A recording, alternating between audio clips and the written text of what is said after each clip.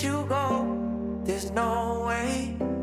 I'm already still burning. So hold to me close. Now baby, I do what I'm told. Still learning to take my chances, to take my time, to keep on dancing, to walk that line, yeah. You got me shifting the paradigm.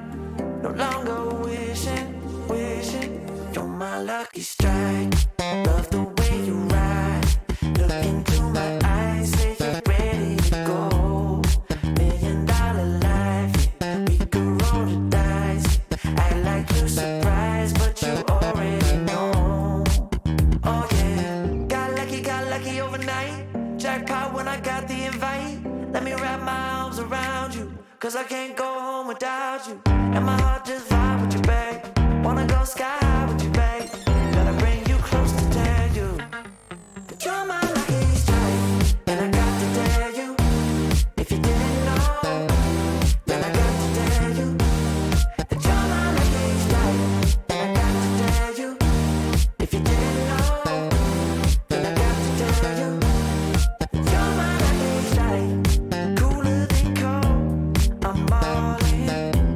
So load up the dice, so heavy. The way that you roll, I'm falling. So I never fall. I'm ready to take my chances, to take my time, to keep on dancing, to walk that line, yeah. You got me shifting the paradigm. No longer wishing, you're my lucky strike. Love the way you ride. Look into my eyes, say you're ready to go. $1,000,000 life, yeah. We could roll the dice, yeah. Act like you surprised, but you already know. You're my lucky strike, and I got to tell you, if you didn't know, then I got to tell you that you're my lucky strike. And I got to tell you, if you didn't know, then I got to tell you that you're my lucky strike.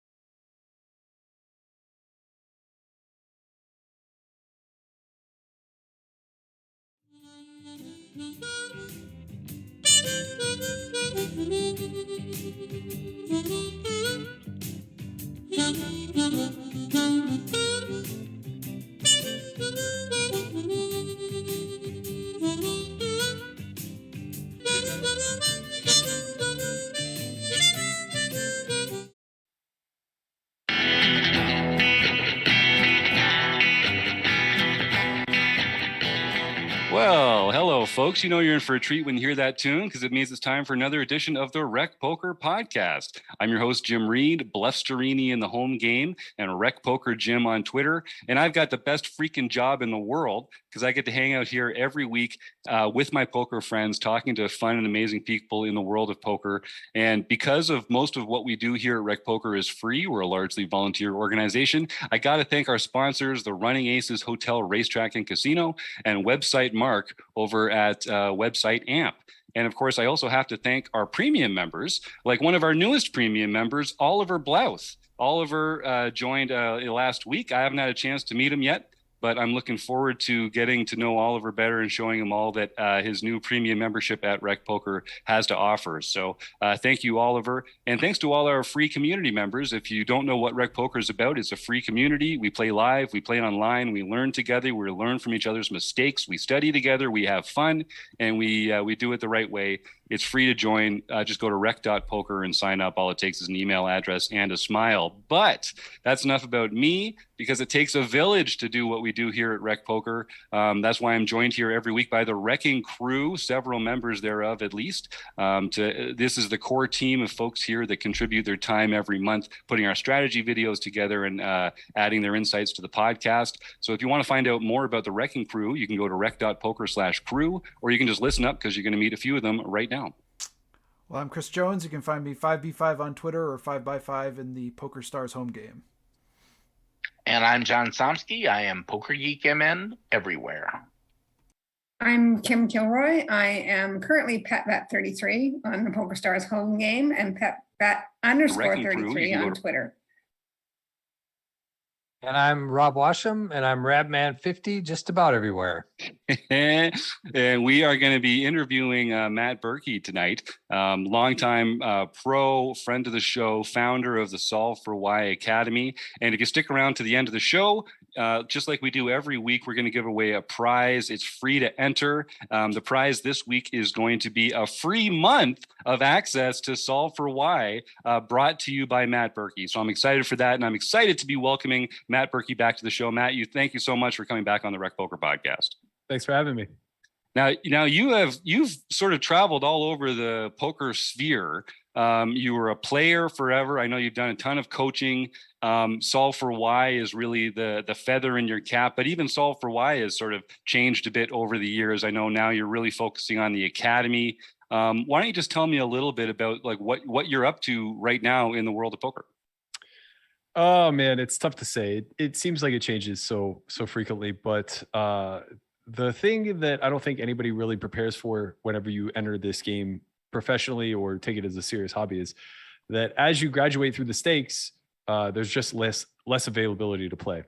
So, over the past 10 years or so, I really started playing high stakes live, and year over year, those games just become a little bit less available. So I would say probably over the last year or so, my hours have been cut a little bit more. So I've leaned a little bit more into the business side of things. I've also leaned a little bit more into tournament study, because that seems to be the area of the poker economy that's growing the fastest and is the most readily available. So I think it's important to kind of be sharp in all aspects of the game, not just have one little niche area that you want to be good at. And what has that meant for Solve for Why? Why don't you tell us a little bit about what Solve for Why started with, and sort of how it's progressed and evolved over time? Yeah, sure. So we launched the company in 2016, and the idea was that there just wasn't really anything that was very live focused. I know Crush Live Poker existed at the time, but even that was just mostly like a hand review type of site that was utilizing the live at the bike footage as a means to teach through application. So we really wanted to target people who were hitting that plateau in their career that maybe have been 2-5 grinders for too long and couldn't really find a path to elevating through the stakes. It was kind of a methodology for me to attempt to duplicate or replicate the way that I learned the game. And at that point, we only had the academy as a product. So we initially launched in 2016. We ran 2 academies pretty successfully. 2017, we expanded out and ran more. And then by 2018, we realized that there was a need for continued education. And moreover, that the landscape was very quickly changing. So the evolution of the academy began as me just speaking pretty candidly about how I thought about the game and the way that I went about digesting information and learning and testing new stuff, all the way to present day where, we've pretty much built a bulletproof list of protocols that students can kind of adhere to create a logical framework in the way that they think and solve problems anytime they're at the table. So obviously this is a lot of a byproduct of computers and sims being a big part of the landscape. Whereas in 2016, I think we were like 1 year into PO Solver existing. And, for the most part, the best players in the game were the ones who could intuitively come up with some of these solutions on the fly. So that was the way that the game was taught. Now we have a lot more empirical knowledge of the underlying math of the game. And we have these kind of anchors and bullet points to defer back to. So everything now is kind of built off of the fundamentals of game theory and the logical framework that it provides, still allowing for a lot of freedom whenever it comes to how we interpret that math and how it applies in real time. Because the fact of the matter is these solvers are only as good as the parameters that you enter.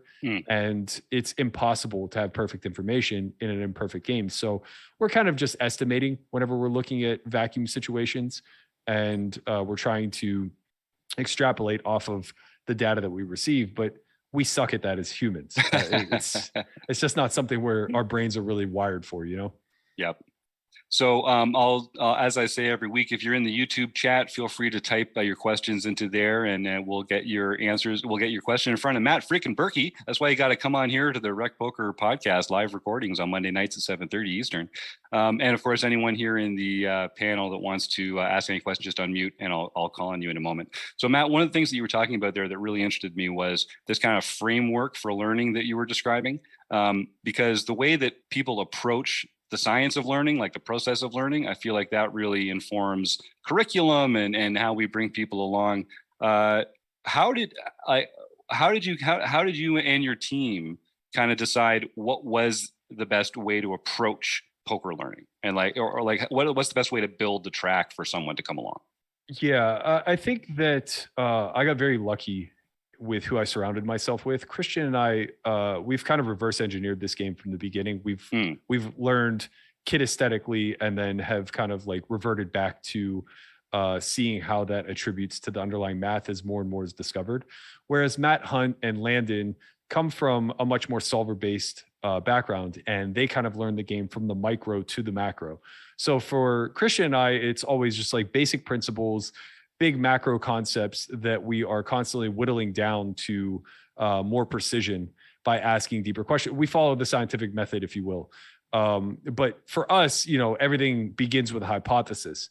For guys like Landon and Hunt that I would consider like technicians, they kind of reverse engineer the scientific method, if you will. So they kind of start by testing, right? Where you just get a spot and you look at it in the solver. That's kind of the testing phase. And then you start to deduce some things as you recognize patterns, as you recognize shifts in the math, the equilibriums, how equity moves dependent upon turn and river distributions, things of that nature. And then they arrive at bigger picture points. So for us, it's pretty fortunate in the sense that we have the methodology moving in both directions, right? We have guys that are really strong at the macro concepts and guys that are really precise at the micro concepts. And that kind of allowed us to brainstorm and just build out protocols that in real time, if you're not sharp one way or the other, you'll have something to defer to. So if you're the type of person who's looked at 10,000 sims, but you haven't really figured out what those patterns mean yet, or you haven't been able to bucket the math into certain qualitative buckets, if you will, so you could branch out and have more general strategies. Well, Matt and Landon will speak to you on that, right? It'll be, there's a precise betting structure that we can take dependent upon board texture and the other variables that are available. And if you're not really good with details like myself, Christian and I speak a lot more to those big picture macro concepts of, we're off of the always and never path, and we're more so in general type of speak. And we're asking more questions than providing answers, because that's what these tools are mostly utilized for, right? You shouldn't walk away from running a sim with a hypothesis that you had in place and walk away and say, okay, I proved my hypothesis, because you technically didn't. For all the information that we have on No Limit Hold'em right now, nothing is really concrete. Like, nothing is really discovered as law, maybe EV to some degree, but like even the depth through which that calculation takes place is very difficult to nail down because of how variable in nature it is. So really what it is you hypothesize, you test, you then reframe your hypothesis in a slightly different way to skew the variables slightly differently. And then you test again. And now we look for consistencies and inconsistencies. That's where we start to arrive at more concrete ideas. Well, I mean, that's exactly a scientific process. I mean, it's great to see that kind of scrutiny and meticulousness being taken to the lab of poker strategy. I think a lot of recreational players, they get into this. It's a fun game. It's more fun when you win. So we like to get better and to, find ways to win. And we like those kind of general rules too, like you're talking about. And I think you're right on when you say, like, you don't prove things, but you can disprove things. Yes. With that in mind, what do you think are some one or two common misconceptions that recreational players have that your study or your analysis has given you a chance to like pull the blindfold off and say, aha, well, give me an example or two of that. So I think the most common example of a misconception that recreationals will hold on to is that there's a perfect answer. So because they think in such specific terms to the spot that they're in, they think that there's a perfect way to play jacks based off of the action that's taken place, right? When the reality is we can't control outcomes. We can only control the EV of our decisions. And quite frequently, a hand like jacks is just near the top of our range, and you really can't mess it up. Right. The only way you can mess up is by generally folding, right? Putting yourself in a position, backing yourself into a position where folding becomes the correct play. It means that you've made a bunch of missteps along the way. So an easy notion for this is sizing up so much pre-flop that jacks, quote unquote, get the protection that they need from overcards, right? What ultimately ends up happening is you fold out worse, and then you get better to play back against you, putting you in a position to now fold a high EV hand, right? So I think what ultimately happens whenever you want that simplification is that you steer yourself into negative EV decision points in order to make them easier, right? Because a negative EV decision is pretty easily felt. You know when bottom pair is no good. You recognize when you're getting the wrong price for a draw. And you put in enough money to quote unquote see where you're at with jacks to where whenever you get shoved on, you can understand that like this hand isn't really worth anything to me any longer. And since folding is 0 EV, I'll take the lesser of two evils, right? The problem is that the mistake occurred up until that point. So you made a negative EV sizing that led to a response. Well, let's say you made the lowest EV sizing whenever you choose the big size, and it led to a negative EV response to where the range that is now playing back at you is exploitative. It lacks bluffs because it doesn't need it, right? It just forces you into a window where you can no longer play your hand profitably. So that kind of ties into, we hear this all the time, like you've allowed your opponent to play perfectly against you because they're folding everything worse and they're only continuing with better hands. Mm-hmm. Sometimes people talk to me about that. And there's some tension between that and the idea of like adding fold equity to your hand by shoving with a hand that maybe will get better hands to fold. Can you just kind of explain that tension a little bit, or maybe why people get caught in that mindset? I think what happens is that people don't understand how high in equity some of the middling strong hands actually are. So for instance, if we look at a board texture like 9-6-3, what would you estimate the equity of a hand like ace-9 to be? Let me see. Ace 9 on 963. Yeah. Pretty good. And that's got to be over 50. What does the rest of the group here think? 55, 60%? They're putting me on the spot. Let's go with that, Matt. Yeah, in a single raise pot, ace 9 versus a single defender is often going to be somewhere in like the 65 to 70 percentile range, right? It's akin to an overpair, largely because the defender doesn't have overpairs and sets are really hard to make. So on a board texture like this, where 2-pair doesn't exist, sets are rare, and overpairs basically don't exist, a 9 is a very, very, very strong hand. What would you estimate a hand like 10-9 to be, for example? Probably still pretty close to that, I would say. Yeah. And I think that's where the misconception goes awry, is that there are people who look at that board texture and they see 9x and they overvalue it to the point where they recognize that it's vulnerable and that it's also high EV, right? And they overplay it because they want to fold out anything that could potentially suck out on them, right? And then there's this other camp that recognizes that it's actually a hand that's beaten very easily on this board texture through turns and rivers. And they don't play it aggressively enough because they don't recognize that, like they see a huge difference between aces and ace 9 in this particular spot. The reality is that they're not that far apart whenever you're up against a range that's largely devoid of overpairs. And they both rank incredibly high on the EV side of things. So that's the first misconception, is people don't understand the actual spectrum of equity. Like they don't understand how strong a 6 is on this particular texture, that it's like 50+% equity. They don't understand that Jack 10 versus a defending range here is going to be like 40% equity, right? It's largely misunderstood where our equity comes from and why hands that are high in equity have to fold. Like Jack 10, if played back against, has to fold because it can't realize, right? It has no path to sucking out, basically.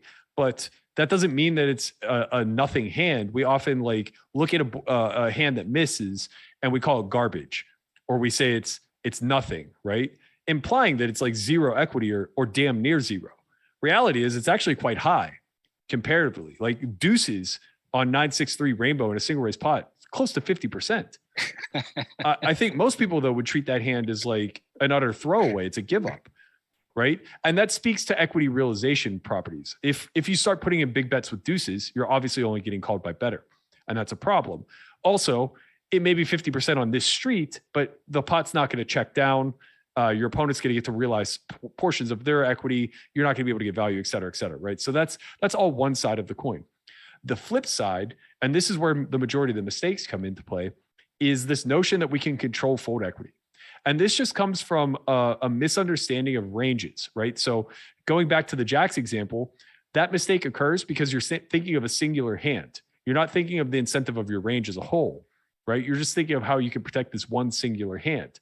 Same thing happens with a 9. With aces, you don't have that much fear, right? You just know you have a pretty nutted hand. With ace 9, you're afraid of getting sucked out on, so you fast play and you go for these protection sizes. And for what it's worth on this texture, that's actually correct.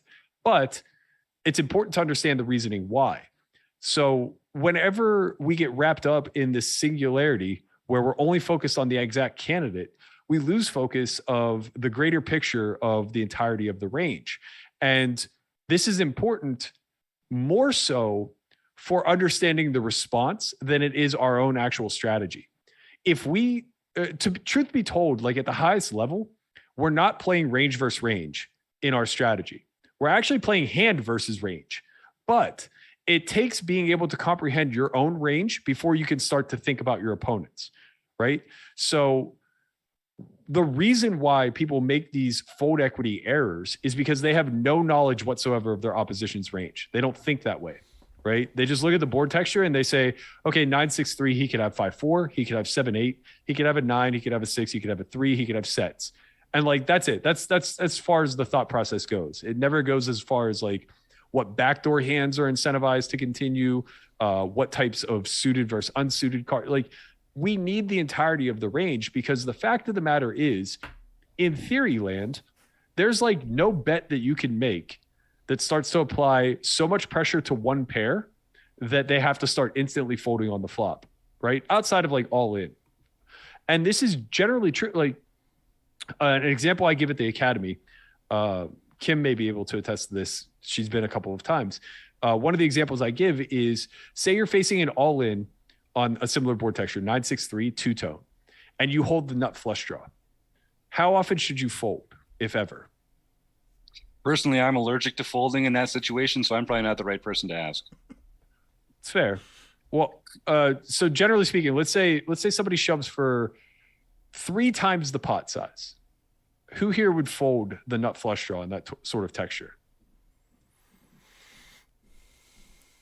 That's really good that you guys at least have hesitation, because the general consensus is like, yes, I would insta fold, right? But the nut flush draw in this particular scenario versus a range of hands is close to a coin flip, and there's dead money in the pot. So we can never be worse than 50% equity. It's impossible. As long as there are blinds, we'll always be getting laid the right price to at least have 50%, right? So in that instance, it becomes a huge mistake now to be folding the nut flush draw. But people will jam like queens for like 3x pot on 963 two-tone because they don't want to get sucked out on by a nut flush draw, not understanding that they're not even denying anything. So the point I'm trying to arrive at here is you don't have any control over the range of hands that folds. It just slightly expands and contracts based off the price that you laid. So if you bet quarter pot, they only fold like 15% of their hands, sometimes a little bit more, sometimes a little bit less, depending on the board texture. And it's just a matter of if they can meet MDF, right? Minimum defense frequency. So like on king, king, deuce, it becomes really hard for the big blind to meet minimum defense frequency on the flop. And if you bet quarter pot, they're probably overfolding by a significant chunk. Maybe they're only calling like 70% of hands instead of like 85. But on most textures, they'll meet MDF. And when you bet quarter pot, they're supposed to call with roughly like 80, 85%. When you bet full pot, they're still supposed to call with like 66% of hands, they're still supposed to call, 66% of hands, right? So all you've done now is double their folding range, but it's a wide range. So it's not like middle pair suddenly becomes a part of that 66%, right? It's not like open-enders start becoming part of that 66%. There's still plenty of automatic continues. And that's where I think people are confused, because for decades, if we bet big, top pair would fold. And that's just changed now that we've been able to examine this at a much deeper level, seeing how the math actually works and where we're actually generating EV from. Yeah, so they're going to fold more, but they're going to be folding more of the hands that you were maybe ahead of already, or that you were doing better equity-wise against.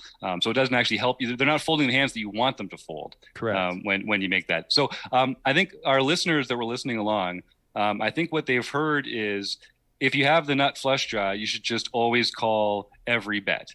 Are there times where we might choose not to call, or where we might choose to raise instead, or something like that? Just give us something easy to follow, Matt. Yeah, of course. So multi-way pots really monkey wrench this, and I'm sure a lot of you are accustomed to playing multi-way pots. So in those instances, it becomes a little bit weird. But again, remember that like there's almost nothing that can happen where you're going to get laid such a poor price that you're going to be forced into folding. So even if it goes like big bet and you call and then somebody jams behind you, you're still probably just going to get the right price to call. So like on the flop specifically, it's really difficult to outprice the nut flush draw. Now, obviously this will change if you have like the naked ace of clubs and it's like a jack 10-9 all club board. That's not the same. A, you're not even drawing to the nuts. B, there are fewer outs. As for all the money to go in, the equity threshold is now higher, so they need to have higher qualifying hands. As far as like when to raise, when not to, you just want to lean on very specific things. Like if we have the nut flush draw, we have some showdown value with ace high.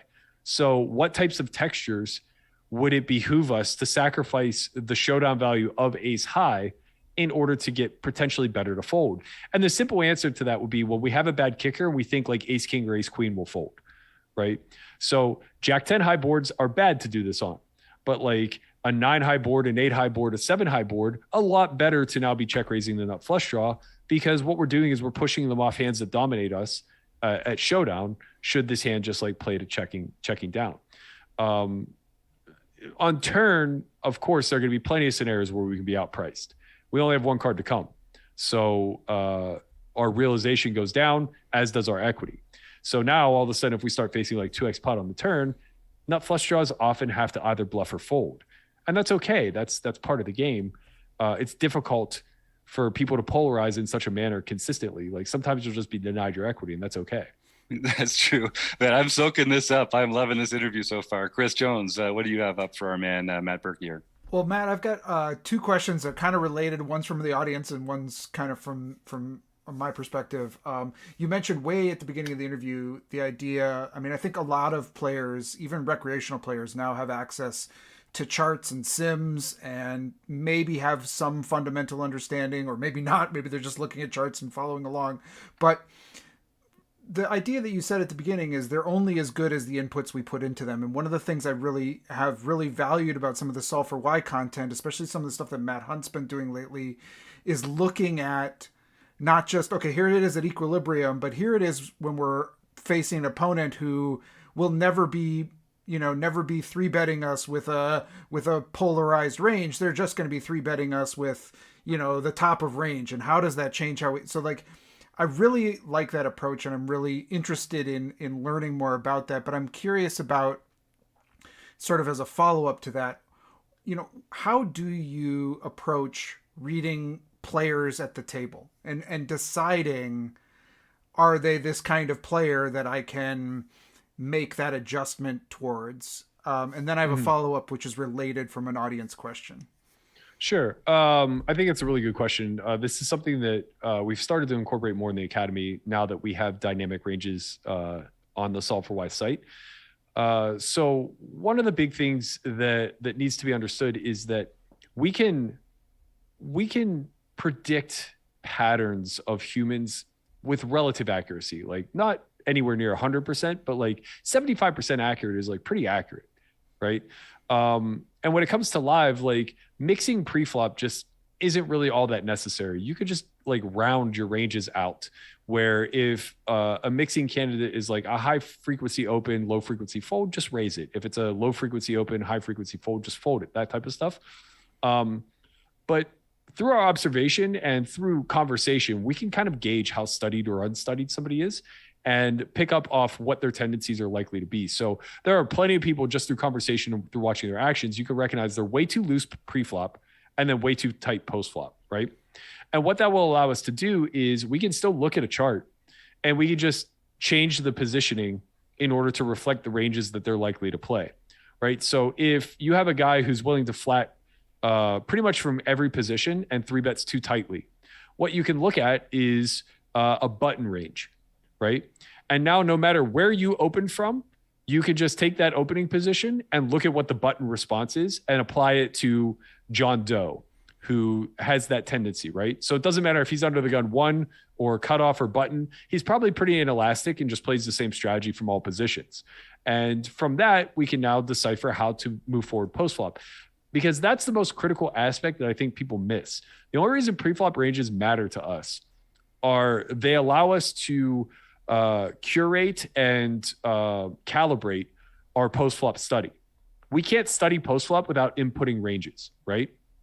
And I could just estimate a bunch of ranges and do a bunch of studying. And this is what was largely done in like 2016 to 2019. And my strategy will look wildly different than an OTB Red Baron who's putting in ranges for what he believes his 6-max online game to be. And they're just not going to parallel one another at all. I might be able to open like 22% under the gun where he's opening like 12, right? This is critical. Again, like I'm reverse engineering, right? When I first started the academy, I would just speak in general terms and just say like, look, I open the same range from all positions because nobody responds differently. They're all inelastic. They play the exact same ranges regardless of what position they're in. If everybody's ignoring position and I feel I have a post-flop edge, then I'm just going to VPIP as much as I can. Now that's changed a lot because people have seen charts and they see where the boundaries lie. So they recognize that like, suited kings become stronger the later in position that you may be. Suited connectors become weaker the earlier in position that you may be, that type of stuff. And we start to see these patterns emerge. So what becomes critical then is being mindful of how your strategy will shift dependent upon the type of opponent that you're at, right? So you can study for the general case, and this is largely what I do, but you better spend some time also looking at the guy who only plays button ranges from all spots, and then study the guy who only plays under the gun 1 ranges from all spots, like the 3-bet folder, where he just has no flats ever. You don't really need to be precise with what the quote unquote true equilibrium is if your environment never plays that equilibrium, because ultimately you're giving back a ton of EV. We have to remember that theoretical study and theoretical ranges are just an abstraction. So we are greatly reducing a lot of the details and the variables in order to get something that a computer can actually come up with. And as a byproduct of that, we are creating a minimally exploitative strategy. So basically it's maximally defensive against anybody coming after us through obvious exploits. But just because we don't have obvious exploits doesn't mean that there aren't exploits available, and sometimes natural ones, right? We might just overfold to the guy who 3-bets way too widely because we don't care to acknowledge what he's doing and don't care to make any adjustments as a byproduct. Mm-hmm. And I mean, thank you. That's a great answer. And then kind of to follow up on this, I think it's sort of related too. Like there's this sense of like, okay, we're going to study all these folks. We're going to kind of learn about the charts. We're going to kind of like dig in and think about, okay, against this type of player, I'm going to do X, and against this type of player, I'm going to do Y. And then we're sitting at the table and something happens. And here, so this is the question from our audience member from Dark Angel is, how do you take consideration body language and tells, or do you just simply go with your sort of like the stuff that you're working on and the math side of it? How much do you take into account behavior at the table? Yeah. Big shout out to Donna. It's good to see her in the chat. I think in the past I had put more weight into this, but mainly because strategy was less, I don't want to say figured out. That's not fair to where we're at in the current learning stage, but strategy was less planned. It was less organized. And as a byproduct, you would just land in a lot of very close decisions where you didn't necessarily know what was going on. You had to rely a lot on your observation and on the environment. And a lot of money was just able to be made because ranges were very unprotected. So, and this probably still happens at a lot of the lower stake games as is, when people cap themselves early in a hand, you absolutely should take the most incentivized action, whether that's overfolding, overcalling, overbluffing, whatever, right? Like you should just always take advantage of when people turn their range face up and you become somewhat clairvoyant to them either lacking bluffs or having too many bluffs, being too value concentrated, whatever the case may be. You should absolutely respond accordingly. But understand that just means that your bluff catchers shift dramatically, right? So hands that are 0 EV in theory, if a person is under bluffing, become negative EV to now bluff catch with, right? Whereas in theory, if it's 0 EV, then it's indifferent and you'll bluff catch some of the time and you'll fold some of the time. If it's a plus EV bluff catcher, then it probably just becomes 0 EV if they lack bluffs. In other words, now what matters to us profiting is how thinly do they value bet, right? And the truth of the matter is people who lack bluffs tend to expand their value bets as a means of recourse to kind of getting enough value, right? Because the only way the top of range can perform is if there is some bottom that exists. Now, the exception to this would be like the old man coffee type, who every time he puts a chip in the pot, he's absolutely nutted, but everybody knows the response to that type of person, right? Sorry, Rob, we're going to have to work on that. He tells a good story, but I think that's an image play as far as I'm concerned. Yeah. I mean, if we just get you the suited will aces and let you rocket it off every time you get them dealt, you're fine. But yeah, so it's very critical to Donna's question to be observant, right? But the more strategic and the more sound your strategy is, the less incentive there is to deviate without some sort of environmental cue. When people make it obvious to me that I should shift off of my default strategy, I just do so. And otherwise, I'll use it as a weighted coin, because the fact is I'm going to land on river in a lot of situations with hands that mix, call, and fold, right? And what I need to do, or what I need to understand, is that I can't always call and I can't always fold, because then I become hyper exploitable. But it's live poker. I have more information available to me. So I'll use tails in that instance to lean into the always call or the always fold, because I don't want to randomize. Randomization is only necessary if we're playing in equilibrium, but we're not. I know for a fact the person making the wager is imbalanced because he's human. And it's just a matter of like, how studied are they as to how great the imbalance is? And no matter how studied you are from a technical standpoint, you can still be very unstudied from a psychological standpoint. And no one is beyond reproach whenever it comes to being put in the hot box. So if you wait somebody out, if you have a keen eye for looking for physical tells, social cues, whatever the case may be, that may weight their range closer to bluffing or closer to value, you will be able to make better educated decision with your mixed hands, the hands that have zero EV, and it really doesn't matter what you do, right? You're just breaking even on the call or the fold. Where I try not to use it too much is when I have a hand that just like always calls, right? It's like maybe I'll use it as a way to calibrate my observation, right? Like I have a hand that always calls, so I know I'm already calling, but I'm unsure if they're bluffing or value betting. And maybe I can work a read out of that situation where I just wait them out. I look at their body posture. I look at their physicality, whatever, because I'm about to get perfect information. I know I'm calling, right? So I'll try to like calibrate that, take all of that in, make the call, and then get the feedback that I'm looking for. It's either going to be a bluff or a value. If it's a bluff, now all those points of interest I was looking at register to me. Like, oh, the neck was pulsating, or they were breathing heavily, or they shot a glance at the player to the whatever little subtle things you pick up on, right? But if they have value and you notice all those cues, you now know that they mean nothing. So at a minimum, you can at least dismiss those things in the future. I've got actually another question from Joe Koulis in the chat. He's asking about Solve for Why. He's saying Solve for Why intends to teach the approach that you took in studying the game, but to understand the game at this level requires a substantial amount of both cognitive skills and discipline.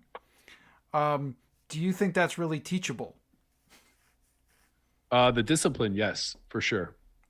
The cognitive skills, I think everybody has something to work with. So I think that dictates what your ceiling will ultimately be. And no two people are alike in the sense that the ceiling of a math genius who is hyper calculated along linear thought process doesn't necessarily have a higher ceiling than somebody who's a social genius, right? That's a little bit weaker in the math. They just have a different methodology and a different process to getting where they want to go. So I don't necessarily think that sheer raw intelligence is an indicator of a high ceiling. And as far as the discipline goes, that's why we use trainers. That's why we use charts and things of that nature. It's because it creates boundaries. We're not doing it to follow it rigidly. We're doing it to save you from yourself, to protect you from whatever predisposed fear, like fight or flight response you have. If you're a fighter, your ranges are too wide. If you're the type to flight, then your ranges are going to be too tight and you're going to be very averse to risk. In any event, like the prescribed ranges will fix that, because it will say like, look, here's the boundary. You're two pips too wide or you're 2 pips too tight. And you don't have a justified reason to do that yet because you're not good enough. So stick to this plan, start to understand why this boundary exists, and keep training yourself into that level of discipline. I've got another one just come in from Pierre. So Pierre's asking about I don't really have the time or the money to buy a solver. But so what are the alternatives out there? What are some of the cheapest ways to get studied in GTO in your opinion? Sure. Well, I think hiring a good coach is the easiest way, whether that's one-on-one or being a part of a community and just talking to peers. Both of those things are extremely helpful in that regard. There are also tools out there like GTO Wizard that's a pre-solved database, and they have a built-in trainer, right? So if you want to, you could just go to the trainer, you could set up spots that you feel weak in, and you could just play like you're playing poker, right? You'll just get dealt a bunch of spots over and over again, and it'll grade those spots and give you the ability to like look at the solver and understand how it's how you're failing, how you're succeeding, things of that nature. Those tools really do circumvent the solving process, which is good. personally, like, I don't really run sims. I never have. I never felt a need to, because I've always understood pretty deeply how the algorithm works, how the EV calculations are coming to be.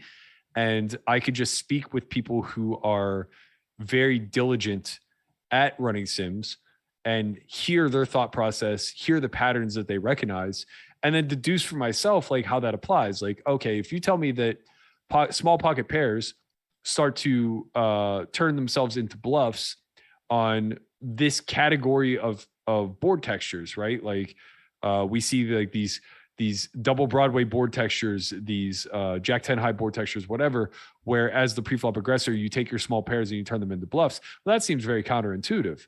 But if you tell me something like that and I sit and think about it for a while, I'll look at all the variables individually and see what allows this to take place. And what you ultimately come to realize is that the board texture changes frequently. So these small pocket pairs have a difficulty realizing their equity. They also have clean outs to making a relatively nutted hand whenever you start bluffing with them and you peel off a set on turn or river. And they unblock hands that like have high enough equity that have to call once or twice, but unimproved ultimately have to fold. They also unblock a lot of the middling equity hands like middle pairs and things of that nature that either auto fold on the flop if they're under pairs to the board, or they end up arriving at a fold on turn or river, depending. In essence, what I'm getting at is I'm much more of a theoretical thinker and an exploitative person who like applies, whereas people who are very technically sound at this game tend to be a little bit weak in the theoretical thought, but very strong in the execution, right? So what we have to understand is like, first you need to intimately know what drives you to getting better. If you're the type of person who's really good at data analysis, you should get a solver. You should just commit to getting a solver, right? If you really stink at detail-oriented stuff, but you're a big picture thinker, then you should get a coach who's detail-oriented, right? Just find the thing that complements you in this space and allows you to grow your logical process whenever you're in real time. I know Kim's got one more question for us before we let you go, Matt. I just want to remind our audience that if you want to enter our draw at the end of the show, we're going to give away compliments of Matt Berkey here, a free month at Solve for Why. All you have to do is enter the words food bank into the chat right now. So just type food bank into the chat and you'll be entered into the contest draw. Kim, what was your question? Well, first, Matt, I'd like to thank you for this great coaching session. Yeah, no kidding. But I actually have a Matt Berkey interview question. Okay. You started this Friends Only podcast, and I just wondered how you sort of, what the origin of that was and how you can possibly do a podcast a day when I have trouble organizing one a month. Sure. Well, first, I'm very lucky with the team I'm surrounded by. I've already said that once, and this expands out now further because you're kind of seeing the inner workings of Solve for Why with the Only Friends podcast, right? Like Brian has been the manager of Solve for Why for the better part of 5 years, but he's very much behind the scenes. Only attendees really get to know him. Same thing with Conrad. He's been dealing these forever. His personality kind of gets to shine through. Melissa, Landon, they're my roommates. They're my friends. They're also a part of the company in some capacity.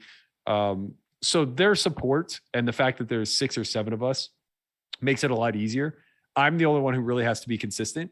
So as long as I can show up 5 days a week, we'll have a show, right? Because some skeleton crew of the other 6 will be able to fill a couple seats and give me somebody to bounce ideas off of and things like that. The inspiration, I guess, was just that I saw a huge, similar to the Academy, similar to Solve for Why being born to begin with, I just saw a huge gap in the market where there are like, I think there's something like 137 poker podcasts that are currently active, and none of them are more than weekly, right? So there was literally not one piece of content that was daily, keeping the community up to date on all the happenings going on. And when Christian and I used to do the vlogcast, what would happen so frequently is we were scheduled to go every Tuesday and we stayed consistent with that. But oftentimes something would happen on Wednesday or Thursday that was incredibly relevant to the point where like we would consider just doing an emergency show to make sure that it wasn't gone and forgotten. And ultimately, if we chose not to do that, by the time next Tuesday rolled around, the story was dead. It just wasn't important anymore. And, you know, we use Twitter to get that megaphone out there and like talk to people, but it doesn't really help grow the community in the same way. So I thought this was a huge opportunity for us to become a staple source in the community as a whole for all things poker. Also, it's another arm to Solve for Why that can hopefully reach out to other adjacent communities that potentially have interest in poker. And it can be a potential revenue source for us moving forward as well, because let's be honest, like we've been doing this for a long time. The poker training space is amazing, but there isn't a whole lot of meat on the bone. So this has been more of an exercise in learning about business, learning how to build something from scratch, how to scale and things of that nature. But it certainly hasn't been a fruitful one. So if we can put together a daily show that starts to bring in outside advertisers, it starts to bring in outside communities, outside marketplaces, that does a lot of heavy lifting for the company as a whole. That's great. So my last question, what we're all dying to really know, what week is Kenny Pickett going to start under center? Man, I actually am very confident he doesn't start this year. Oh, wow. Yeah, you sound very confident. Okay, I was thinking like after the bye week maybe, but no, you're locked in. I think Trubisky is serviceable, and I think Tomlin is very, I don't know if old school is the right word, but he is like just very diligent to the notion of we have a competent vet and this kid needs to learn a pro style offense. Also, I think it's kind of one of those things where it's like the more the fans cheer for Kenny, the more Tomlin's just like, you're not going to run my team kind of thing and push it back. Yeah. And at the end of the day, like it's really frustrating because defensively, they're a championship caliber defense. Offensively, they have a lot of the skill positions in place necessary to win, but their offensive line is so terrible that they're a 7-win team no matter who's under center. And there's just really nothing that can be done about that. Luckily, the receiving core, the running back, super young. So we have them for a period of time where hopefully we can grow an offensive line. The defense, though, is aging. Micah, he's still in his prime, but like 3 to 5 good years left. Cam Hayward's going to be retiring soon. We have JJ locked up, which is great, but you're going to start to see some turnover at the linebacker core. I think we're going to lose Devin Bush after this year, things of that nature. So we'll see. Yeah, I'm with you. I'll take any bets. Anyone who thinks he's starting before the bye week, I'll take your money. I still think we might see him later this year, but I think you're right. I wouldn't want to ruin the guy getting him started behind this offensive line either. All right, that's enough of that, says Kim. Matt, where can folks get a hold of you? How can they join everything that you've got going on at Solve for Why? What's the best place for people to reach you when they want to connect? Because a lot of folks are going to listen to this and say, I got to get me more of that Matt Berkey, man. Sure. So on social media, I'm Berkey11 everywhere. On Twitter, we are Solve for Why at Solve for Why TV. On Instagram, I think we're at Solve for Why Academy. You can check out the Solve for Why training site at solveforwhy.io. Free 2-week trial to anybody who signs up. If you sign up for the yearly, we're actually giving away Homeschool 2.0 with the yearly subscription. So for anybody interested in that, that's a 36-hour course, I believe, that was led by myself, Matt Hunt, Andrew Brokis, Landon Tice, Jesse Sylvia, and Russell Thomas. So a lot of great coaches under that umbrella. One of the best things that I think we've done.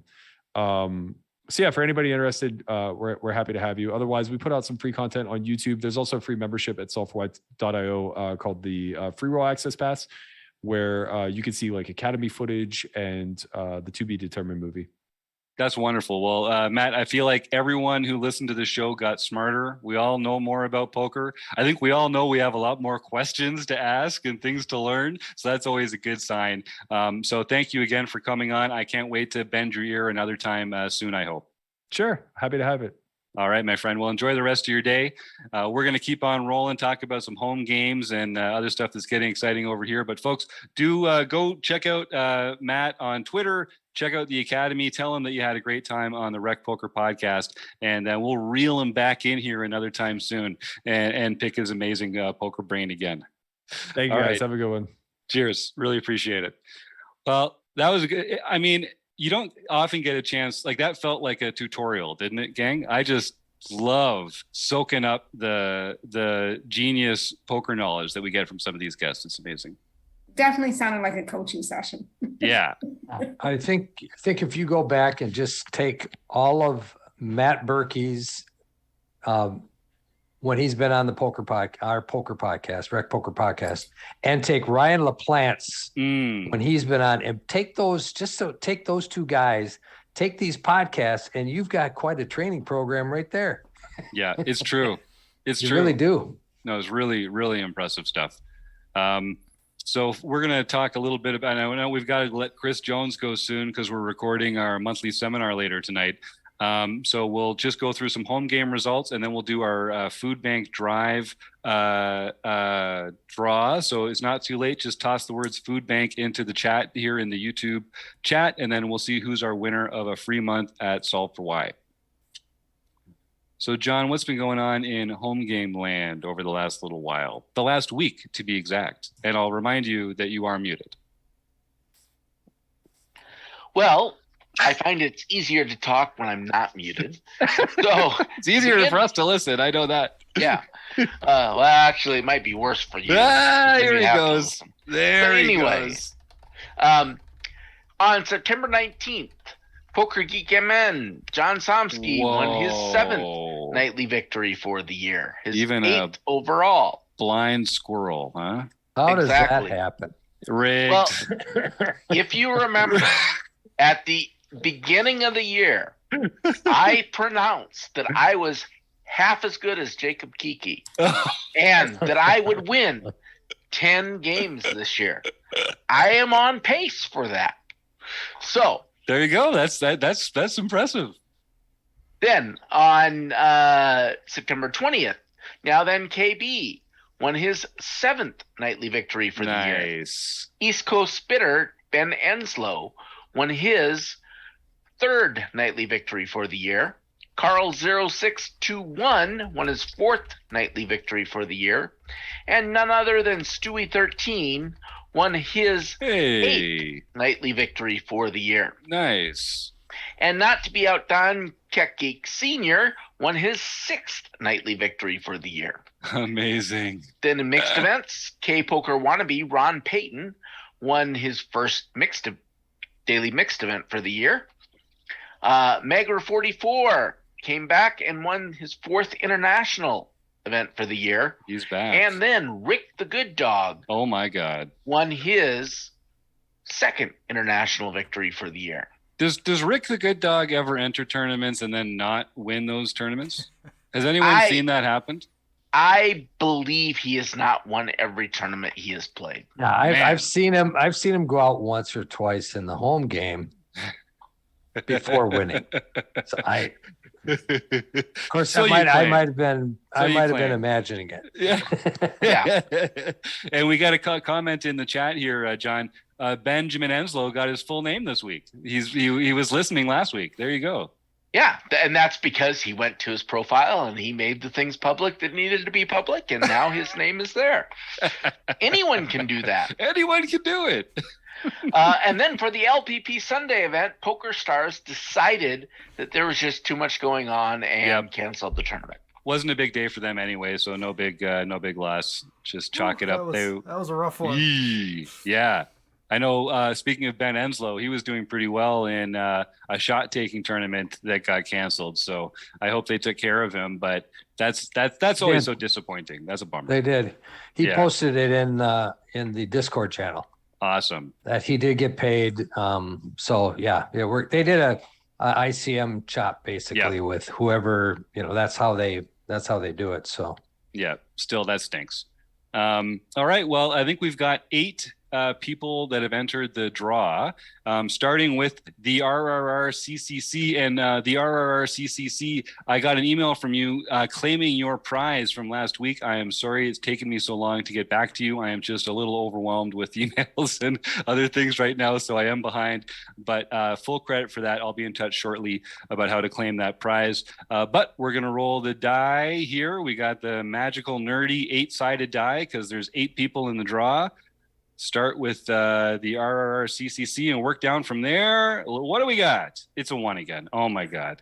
We're going to have to start doing this like with the camera on the die because we're rolling 1s at a freaking unsustainable rate. Like I don't blame the listeners that are getting suspicious. But as Chris Jones has pointed out, it just means you got to be the first one to type your name in for the draw. Type it in fast, and it makes your life easier now because the RRCC has to.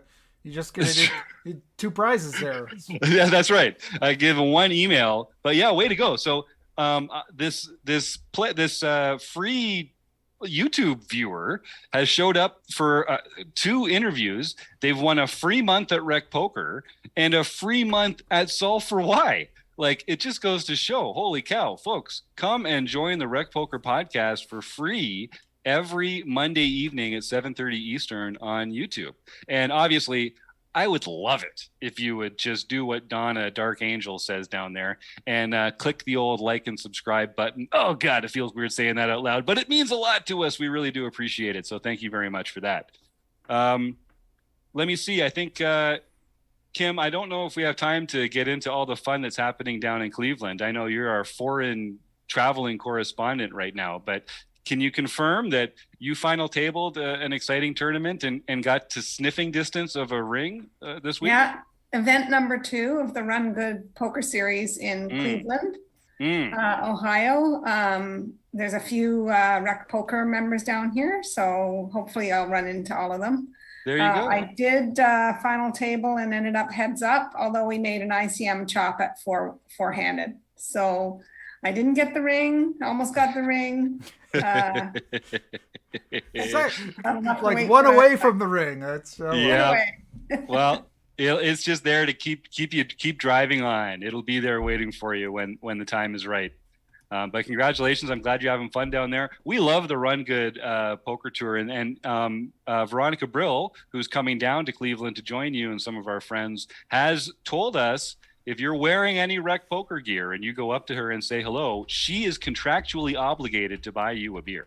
So don't let that opportunity pass you by, folks. If you're listening to this live, it's Monday night, September 26th. You still got tons of time to go bug Veronica and get your free Rec Poker beer. Look, premium membership only costs $15. Like, think about the beer rebate on that. Yeah. They're not free in this casino. So there you go. The cost her high-end stuff. And Joe Cool says, you want a ring in my book, Kim. So there you go. You got some fans in the YouTube chat. Okay. Thanks, we gotta let Chris roll out of here. Thank you to everyone for joining us. The last piece of news I'm going to break is the time comes for all things. I have so much enjoyed listening to that tune as we roll into and out of our podcast every week. But we actually have brand new podcast bumper music brought to you by Steve Fredlin's old buddy, Pete, who we actually thought was the original music creator as well. There's a long story there, but long story short, I'm so excited that we were able to get together with Pete, and he's produced some awesome new bumper music for the podcast. So starting next week, you will hear the new intro, but just to get you get a little taste of it, we're going to start you with the new outro. So enjoy this, and while you're doing that, I want to thank our amazing sponsors, the Running Aces Hotel, Racetrack, and Casino, and Mark Frishon at Website Amp, and Matt freaking Berkey. Are you kidding? Yeah. So thank you to all of them, and thank you to you, the listeners.